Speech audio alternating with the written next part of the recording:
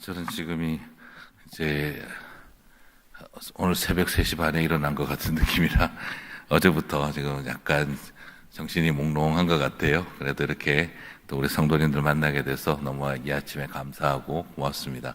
또 아침을 깨우고 나오시는 우리 성도님들의 마음에 여러 마음들이 있으시겠죠.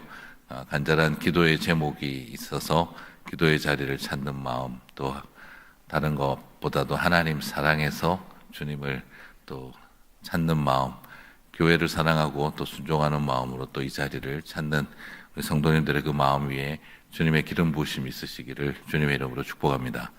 자, 오늘은 이제 바로 이 시편 48편 14절 말씀으로 결론을 지으면서 말씀을 좀 나누도록 하겠습니다.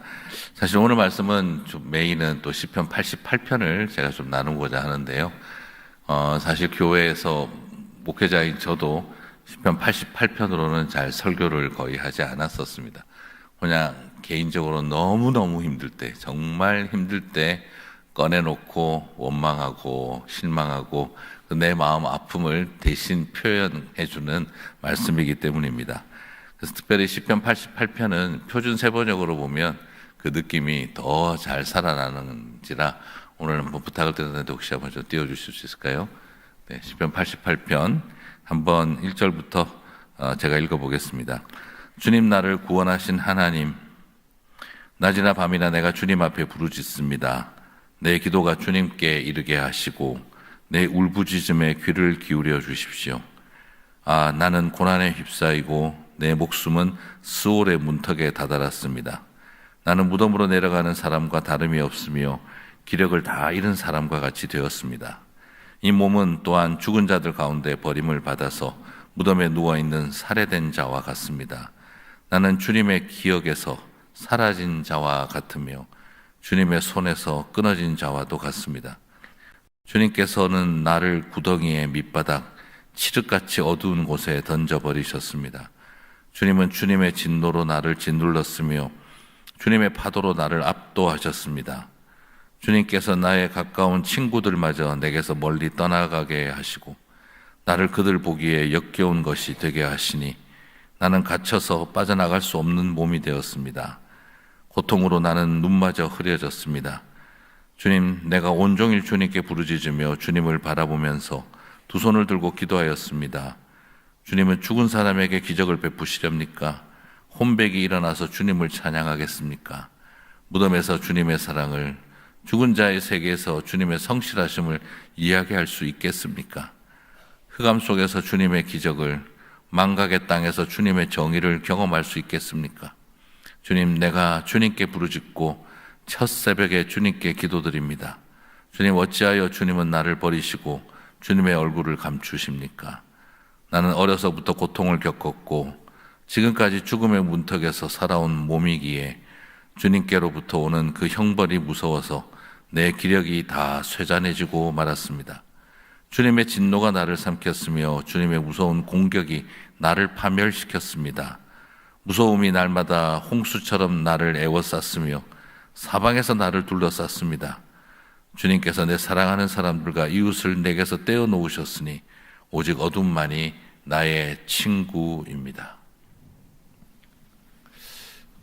아멘이 하나도 안 나오시죠? 네, 성경을 읽으면서 정말 아멘이 입에서 하나도 나오지 않을 만큼 사람이 겪을 수 있는 고통을 이렇게 표현을 했구나 하는 걸 느낄 수가 있습니다. 시편에는 하나님 영광 받으소서, 찬양 받으소서 이런 찬양만 있는 것이 아니라 시편의 거의 3분의 2는 탄원하는 시, 절망하고 분노하고 하나님 앞에 꺾어지고 실패한 마음을 그대로 토로하는 그런 내용들이 가득합니다. 그런데 그래도 웬만하면 대부분은 끝에 가서 그래도 나는 주의 성산을 바라보옵나이다. 여호와 하나님은 찬양을 받으소서 이렇게 마무리 짓는데 시편 88편은 그나마도 안 나옵니다.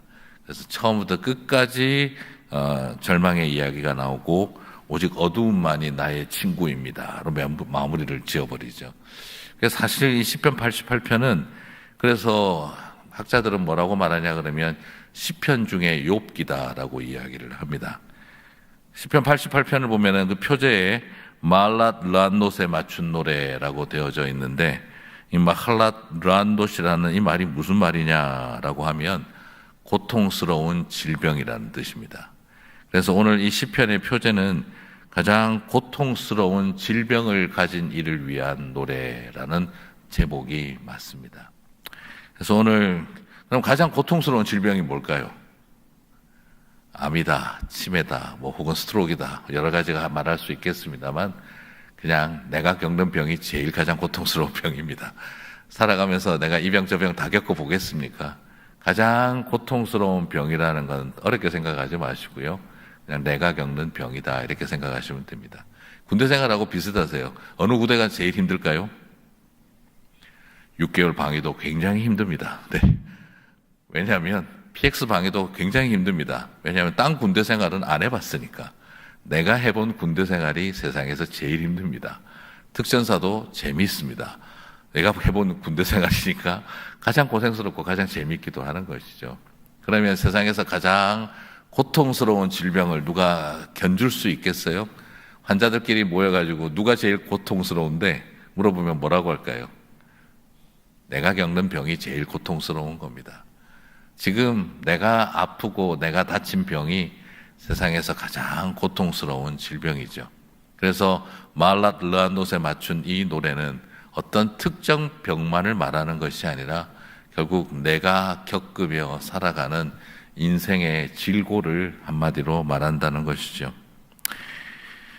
장애인 부모들끼리도 같이 모여서 그런 이야기를 합니다. 어느 장애가 제일 힘드나 이런 이야기를 하기도 하는데 그게 무슨 의미가 있겠어요? 내가 겪는 장애, 내 새끼가 겪는 장애가 제일 고통스러운 거죠. 사람이 마음에 다 똑같습니다.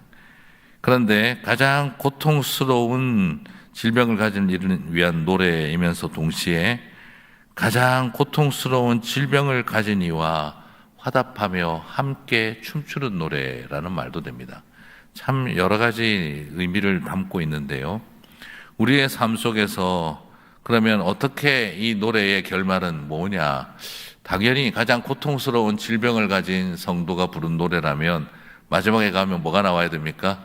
하나님이 치유하셨다, 할렐루야 이렇게 끝나야 되는데 네, 여러분 살아보니까 다 치유가 되시던가요? 예, 조금 되기도 하고 안 될 때도 있고 될 때도 있고 여러 종류죠.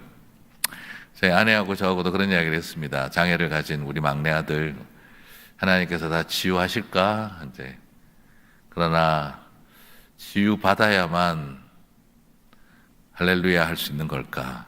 아니면 끝까지 이 병을 안고 살아가고 이 장애를 안고 살아가는 것이 고쳐준다, 치유한다가 아니라 시편은 그 아픔을 함께 울어주는 시편이 더 많이 있다 하는 이야기를 같이 나누었습니다.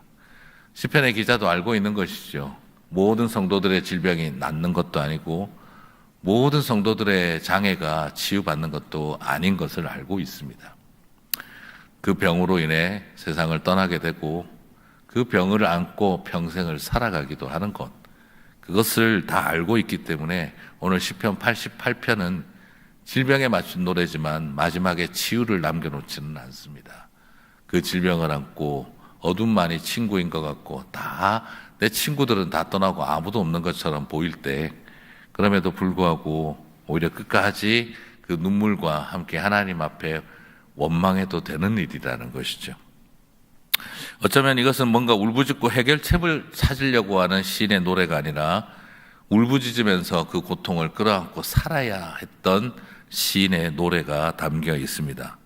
그렇습니다. 신앙은 모든 문제를 해결해주는 도깨비 방망이 같은 것이 아니라 모든 문제를 끌어안고 살아갈 수 있는 힘이 되어주시는 주님을 만나는 줄 믿습니다.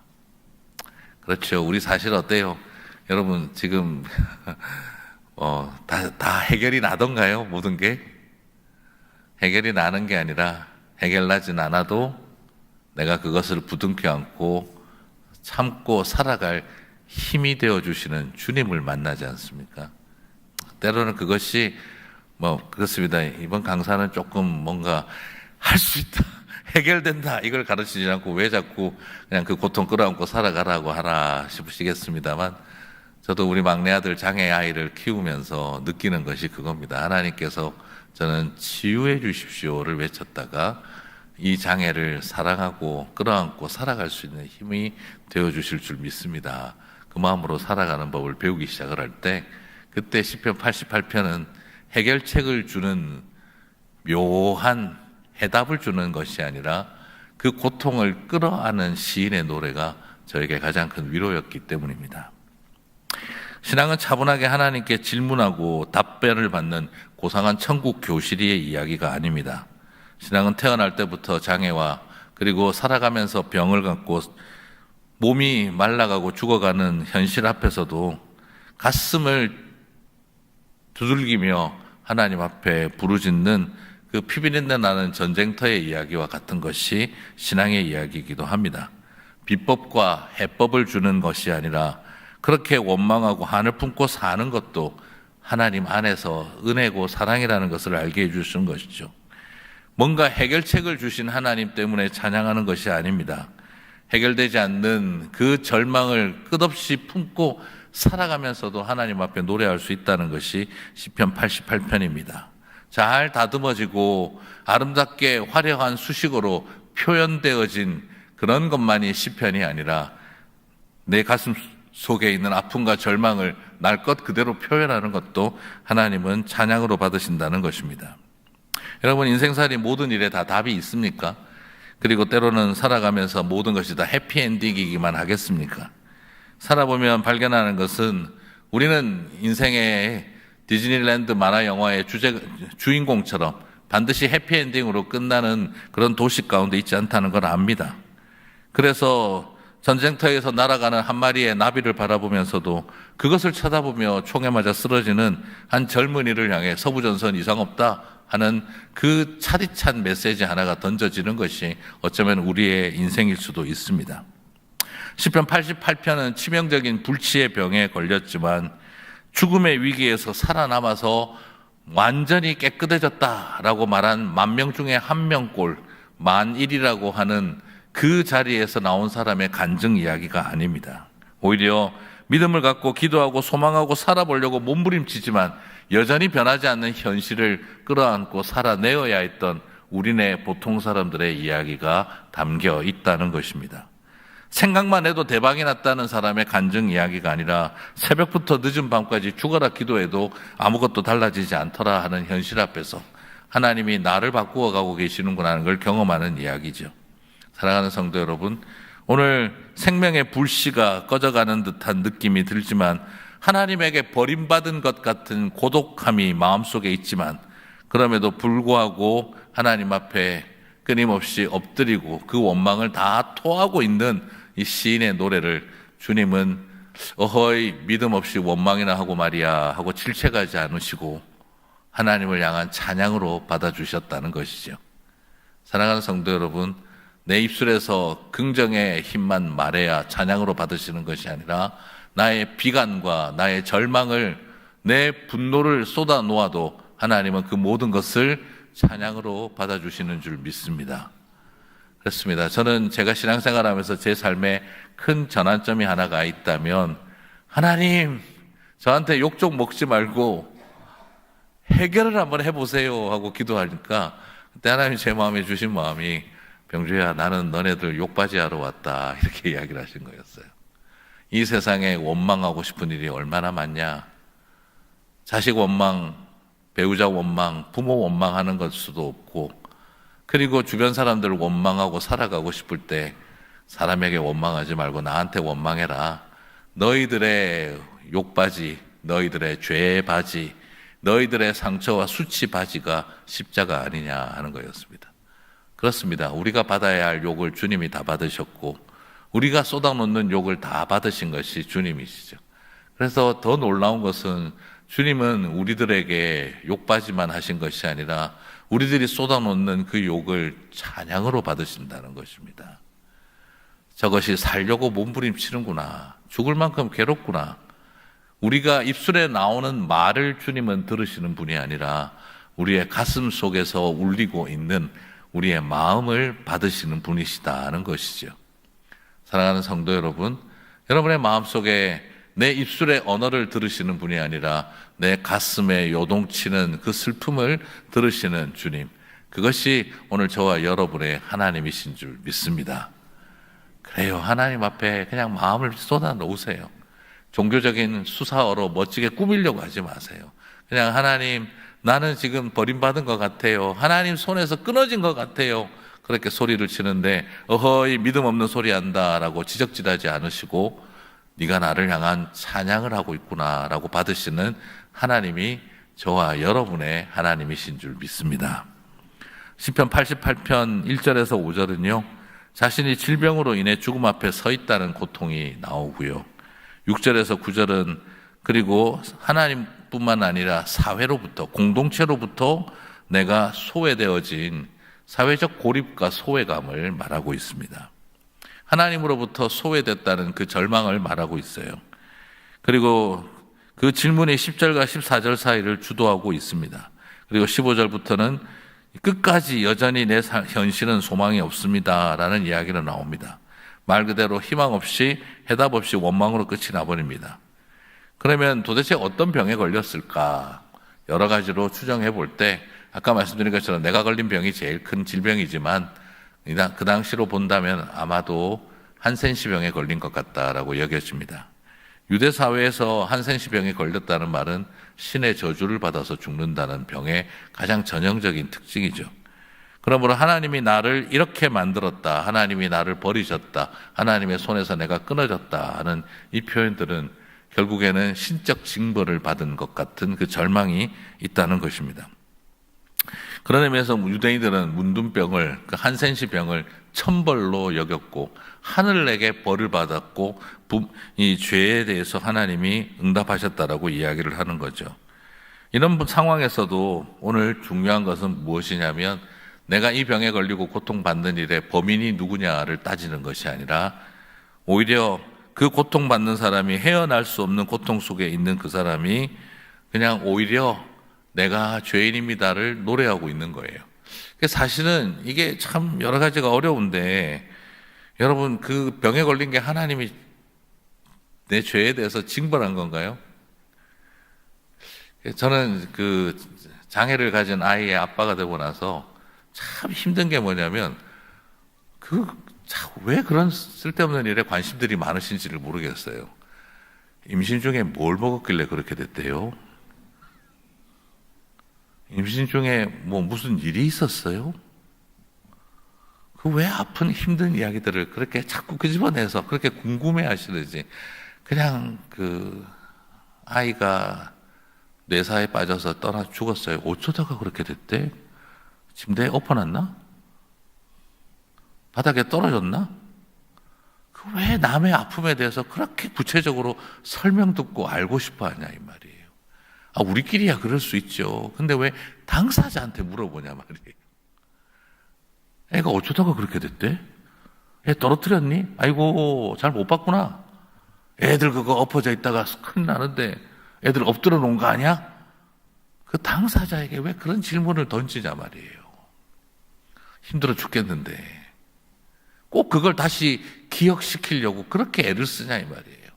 왜 남의 불행에 그렇게 관심이 많으세요? 혈압약 안 먹었나 보다. 좀 챙겨주지. 와이프가 남편이 좀 챙겨주지. 그런 소리를 왜 그렇게 열심히 하는 일에 제가 어저께 말씀드렸죠. 맞는 말인데 재수없게 하는 은사를 받으신 분들이 꼭 있단 말이에요.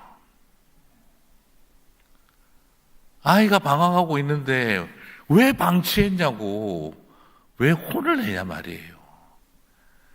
성도들은 답을 찾아주고 가르쳐 주려고 우리를 불러 모은 사람들이 아니라 옆에 같이 손잡아주고 울어주라고 보냈는데, 같이 울어주고 같이 손잡아주고 같이 아파하라고 보냈는데 왜 그렇게 분석하고 설명하고 길을 제시해주고 답을 주려고 애를 쓰냐 이 말이죠.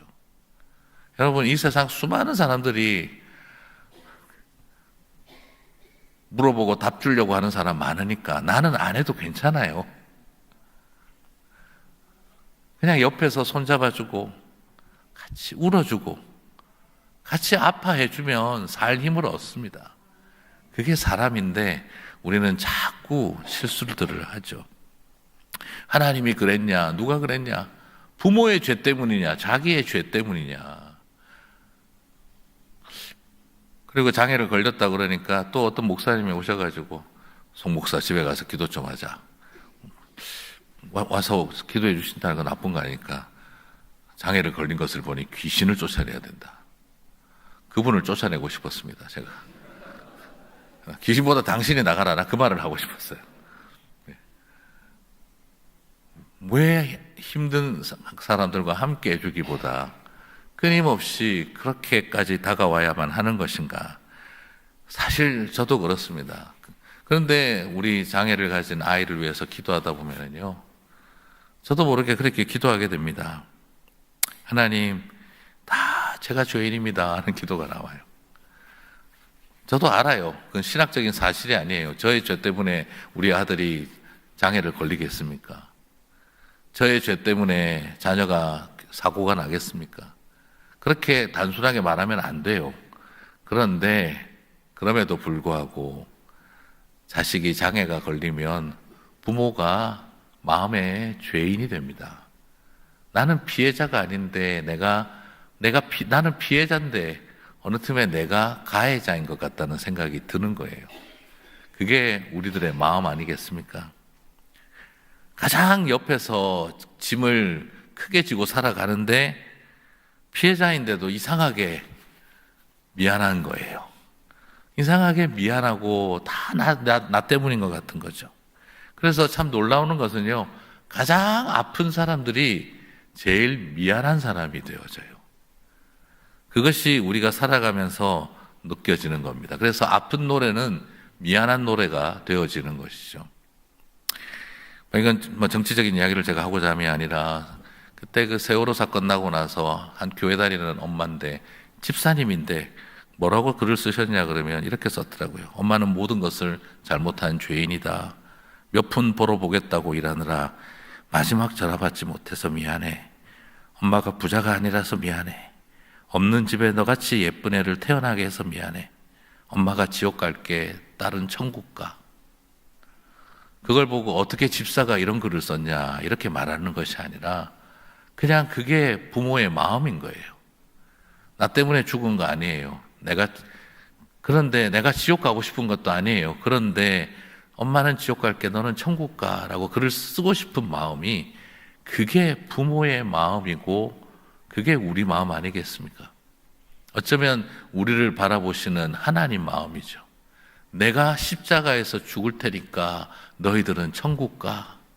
내가 이 땅에서 모든 욕과 저주는 다 받을 테니까 너희들은 천국 가. 내가 이 세상에서 버림받은 것은 다 받을 테니까 너희들은 하나님 품에 안겨라 하고 우리를 보내주신 것이, 그게 무엇입니까?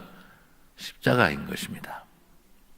사랑하는 성도 여러분, 엘리 엘리 라마 사박다니, 나의 하나님 어찌하여 나를 버리셨나이까 했던 그 예수 그리스도의 마지막 노래, 그 부름받은, 그 버림받은 마음. 아니, 하나님이 예수님을 버린 겁니까? 신학적으로 따지고 들어가면 맞지가 않죠. 그럼에도 불구하고 아들 예수님이 나의 하나님 어찌하여 나를 버리시나이까. 그때 하늘 아버지께서는 야야야 우리 말은 똑바로 하자, 그렇게 말하면 안 되지 하신 것이 아니라 그냥 아무 말 없이 그 고백을 받으셨다는 것이죠. 사랑하는 성도 여러분, 필연적인 십자가의 길이었지만 논리와 신학적으로 따지면서 그런 말하면 안 돼라고 지적하신 것이 아니라 오히려 주님은 이 내가 버림받은 것 같은 그 부르짖음을 주님께서는 다 주님의 찬양으로 받으셨다는 것입니다. 저는 그래서 십자가상의 가상 7언이라기보다는 가상 7 찬송이라고 하고 싶어요. 오히려 주님은 십자가에서 그 고통 중에 몇 마디 말을 하신 것이 아니라 주님은 십자가상에서 그렇게 노래하셨다라고 저는 여겨보고 싶습니다. 그래서 초대교회는 오늘 이 시편 88편을 고난주간 그 프라이데이 때마다 이 말씀을 읽었다라고 합니다. 사실 오늘 이 이야기는요, 가장 인간의 고통을 잘 묘사하는 것처럼 보이지만 사실은 누구의 고통입니까? 예수님의 고통이었습니다. 그래서 초대교회는 시편 88편을 읽으면서 누구보다도 우리의 절망과 고통을 잘 아는 분은 십자가의 주님이시다라고 고백했던 것이죠. 우리들의 이 모든 것을 한 몸으로 받으신 것이 십자가라고 그들은 고백했다는 것입니다. 그래서 굿프라이데이 때 그들은 맨 마지막에 희망이 없구나, 해답이 없구나, 어둠만이 나의 친구구나 하는 이 노래를 마지막으로 부르면서 주님이 우리를 향해 얼마나 그 깊은 고독과 외로움 속으로 들어가셨는지를 노래했다는 것입니다. 장엄한 신학적인 성찰과 십자가의 고난을 설명하는 희생정신과 그리고 우리도 이렇게 영적으로 살아봅시다 하는 메시지를 던진 것이 아니라 주님은 이처럼 우리의 고독과 외로움과 버림받음을 아십니다. 그러며 함께 십자가를 붙들고 찬양을 했다는 것입니다. 그리고 한센시 병 같은 병을 걸렸지만 그 마알랏 르오노스에 맞춘 것처럼 가장 고통스러운 질병 속에서도 하나님을 향해서 춤사위를 올려드리며 찬양하자고 결단했다는 것입니다. 그래서 시편 88편은 너무너무 슬프기에 너무 아름다운 노래가 되어진 것이죠. 저에게서도 마찬가지였습니다. 미국 유학 가서 가장 힘들었던 순간들, 어머님 장례를 치르고 돌아와서 시편 88편을 꺼내고 읽었습니다. 그리고 한 달 뒤에 아들이 자폐라는 진단을 받게 되어졌었습니다. 그리고 시편 88편을 또 읽었습니다. 그 짧은 한 달 사이에 저는 유학을 와서 아무것도 해드리지 못한 어머니를 향한 죄의식으로 시편 88편을 읽었고, 유학 가서 정신없는 세월을 보내느라 제대로 돌보지 못한 아들 때문에 또 울었습니다.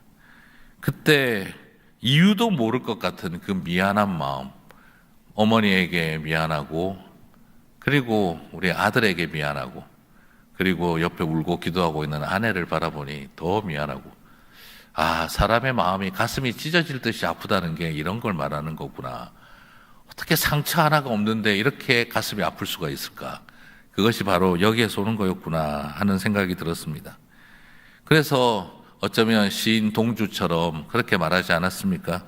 이 세상에 죽어가는 모든 것을 사랑해야지. 그냥 그 마음속에 잎새에 이는 바람에도 괴로워했다.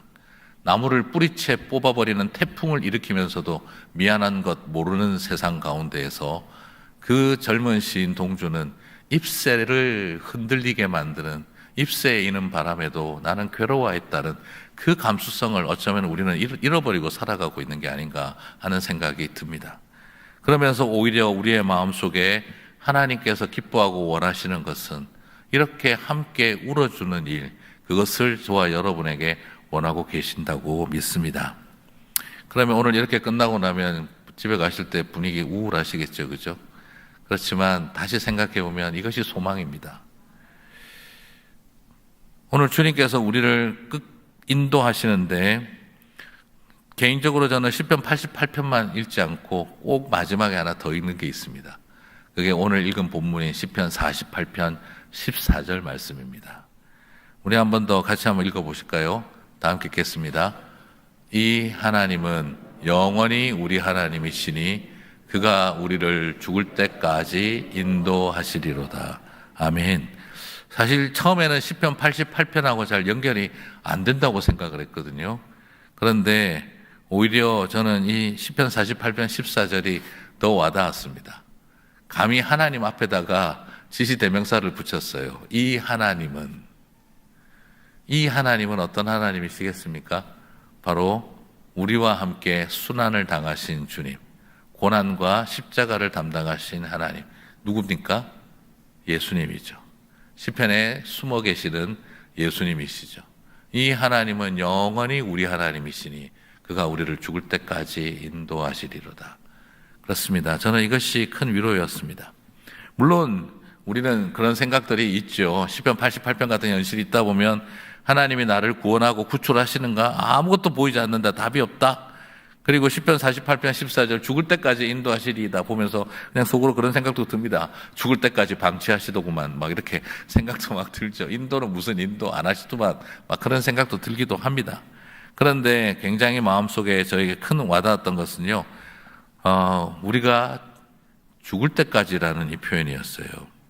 여러분, 그가 우리를 죽을 때까지 인도하시리로다. 여러분, 이 표현을 한번 생각해 보시겠습니까? 누가 죽을 때까지입니까? 언뜻 보면 우리가 죽을 때까지 같아요. 그죠? 그가 우리가 죽을 때까지 우리를 인도하시리로다 하는 말씀 같아요. 그런데 문법적으로 보면은요, 그가 죽을 때까지입니다. 여기서 굉장히 시편을 기록한 시인은 정말 알았을까요? 하나님이 죽으신다는 것을. 오늘 이 시편 48편 14절은 굉장히 놀라운 십자가의 비밀을 담고 있습니다. 그 당시 구약 상황에서는 죽었다 깨어나도 이해할 수 없었을 거예요. 하나님이 죽으신다니 무슨 말도 안 되는 소리. 그래서 그가 죽을 때까지라고 적어놓고도 그래, 내가 죽을 때까지 주께서 인도하신다는 말씀일 거야 라고 믿었을 것입니다. 그것만도 감사한 이야기죠. 우리가 죽을 때까지 하나님이 인도하신다라는 것도 너무나 감사한 이야기지만 이제 우리는 이 말씀의 본질을 알고 있습니다. 누가 죽습니까? 주님이 죽으실 때까지 우리를 인도하신다. 그러면 여기서 죽을 때까지라는 표현도 원어적으로 살펴보면 죽을 때까지라고 번역해도 되고요. 원어적으로 문법적으로 번역을 하면 죽음을 뛰어넘어 인도하시리로다가 됩니다. 그것이 결국 무엇입니까? 부활을 포함하고 있는 메시지가 됩니다. 주님은 십자가에서 돌아가실 때까지만 우리를 인도하신 것이 아니라 죽음을 뛰어넘어 우리를 인도하신다는 것이죠. 사랑하는 성도 여러분, 말 그대로 죽음을 넘어 over이 아니라 주님은 저와 여러분을 위해 forever의 그 영원한 자리까지 우리를 인도하시는 겁니다. 그래서 오늘 이 시편을 번역하는 사람들은 죽을 때까지라고 번역하기도 하고 영원히라고 번역하기도 하는 것이죠. 그러나 저 의미를 더 알기 위해서 그냥 막연한 종교적인 수사로 영원히가 아니라 이것은 말 그대로 우리 하나님이 저와 여러분을 십자가에서 죽을 때까지 십자가의 그 죽음을 뛰어넘어서까지 우리를 인도하신다는 것입니다. 사랑하는 성도 여러분, 죽을 때까지 우리를 위해서 목숨을 바치시는 분. 그래서 예수님은 뭐라고 하셨습니까? 나는 선한 목자라 양들을 위하여 목숨을 내어놓고 죽을 때까지 우리를 사랑하신다고 하신 것이죠. 목숨을 버리기까지. 오늘 이 시편 48편 14절은 목숨을 버리기까지 우리를 사랑하신 선한 목자 되신 예수님을 통해 성취되고 완성된 줄 믿습니다. 사랑하는 성도 여러분, 그리고 또한 여기에 인도하신다라는 이 시편의 이 표현은 또 다른 뜻이 하나 더 있습니다. 그게 바로 아파하신다, 슬퍼하신다는 겁니다. 그러면 이걸 또 다 그 뜻으로 번역하면 뭐가 됩니까? 그가 죽을 때까지 우리를 슬퍼하신다, 아파하신다는 것입니다. 저는 이것을 바라보면서 그렇구나, 우리가 주님의 아픈 손가락이었구나 하는 생각을 하게 되어집니다. 내가 죽을 때까지 인도하시는 것도 감사하시는데 내가 죽을 때까지 인도하겠다라고 하시고, 그리고 당신이 죽음을 뛰어넘어 우리를 아파하신다는 것이 이 땅을 살아가는 저와 여러분에게 위로이고 소망인 줄 믿습니다. 이제 말씀을 좀 마무리하겠습니다. 많은 성도님들이 교회에 오고 있습니다. 마태복음 11장 28절을 보면 수고하고 무거운 짐진 자들아 다 내게로 오라, 내가 너희를 쉬게 하리라 라고 했었습니다. 자, 그래서 오늘 우리 주님이 저와 여러분을 위해서 의자가 되어 주신다는 거죠. 그래서 오늘 이 땅을 살아가는 저와 여러분이 큰 위로가 있을 줄 믿습니다. 오늘 저는 이제 마무리를 지으면서 시편 88편의 이야기를 살펴보고 오늘 시편 48편 14절을 보면서 주님이 저와 여러분을 쉬게 하실 줄 믿습니다. 그래서 이정록 시인이 쓰신 의자라는 시가 있는데 저는 그 시를 한번 좀 여러분하고 같이 나누고 마무리를 할까 싶습니다. 찬양팀도 준비해 주시면 감사하겠습니다. 병원에 갈 채비를 하며 어머니께서 한 소식 던지신다. 허리가 아프니까 세상이 다 의자로 보여야 꽃도 열매도 그게 다 의자에 앉아 있는 것이요. 주말엔 아버지 산소 좀 다녀와라. 그래도 큰애 네가 아버지한테는 좋은 의자 아니었냐. 이따가 침 맞고 와서는 참외밭에 지푸라기라도 깔고 호박에 뙬이라도 받쳐야겠다. 그것들도 식구인데 의자를 내줘야지. 싸우지 말고 살아라. 결혼하고 애 낳고 사는 게 별거니? 그늘 좋고 풍경 좋은 데다가 의자 몇 개 내놓는 거요. 이정록 시인이 쓰신 어머니의 이야기 의자입니다. 저는 이것을 보면서 참 여러 생각이 나고, 주님이 우리에게 내게 와서 쉬어라 하신 게 이런 거였구나. 참 그 어머니의 그 투박한 사투리 속에 담겨 있는 그 따뜻한 정이 느껴집니다. 허리가 아프고 보니 온 세상이 의자로 보인다. 꽃도 열매도 다 의자가 있다. 네가 또 아버지 산소 좀 찾아갔다 와라. 네가 아버지에게 좋은 의자 아니었냐. 참외밭에 지푸라기라도 깔아주고 싶고 호박 밑에 뙬이라도 받쳐주고 싶다. 저것들도 그래도 우리 집 식구인데 뭔가 밑에 받쳐는 줘야지. 그냥 서로에게 좋은 의자 되어주라. 여러분, 이 어머니가 말씀하셨죠. 싸우지 말고 살아라. 결혼하고 애 낳고 사는 게 별거냐. 그늘 좋고 풍경 좋은 데다가 의자 몇 개 내놓는 거요. 했던 것처럼, 그냥 여러분, 싸우지 말고 삽시다. 교회가 뭐 별겁니까? 그늘 좋고 풍경 좋은 데다가 사람들 와서 쉬었다 가라고 그냥 의자 몇 개 놔주는 거 아니겠습니까? 저는 우리 주님의 몸된 교회가 여러분 좋은 의자가 되시기를 바랍니다. 우리 교회가 좋은 의자가 되어주시고 이 교회에 나오면 좋은 의자가 많았으면 좋겠습니다. 여러분, 우리 교회의 힘든 집사님들을 위해서 의자가 되어주시기를 주님의 이름으로 축복합니다. 그래서 그 힘듦을 받아주는 의자가 바로 그거 아니겠어요? 많이 힘들었지, 많이 아팠지, 말 안 할 테니까 여기 앉았다가 가. 나 너를 위해서 내가 의자가 되어줄게. 주님께서 저와 여러분을 위해서 의자가 되어주셨고 우리 또한 그렇게 의자가 되어주었으면 좋겠습니다. 사랑하는 성도 여러분, 예수 믿고 산다는 게 뭐 크게 다른 더 특별한 것이 있겠습니까? 다른 어떤 것보다 의자가 되어주시기만 한다면 주님이 세우신 이 교회가 이 세상을 살아가다가 지치고 상한 영혼들이 와서 앉았다 갈 겁니다. 지금 본당 장의자가 다 역할 다 하기를 바라고 계시면 안 되겠죠? 내가 이 땅에 힘든 사람들의 의자가 되어주리라. 오늘 이 아침 그 결단이 있게 되시기를 주님의 이름으로 축복합니다. 우리 같이 찬양팀 나와주시고요. 함께 찬양하고 기도하고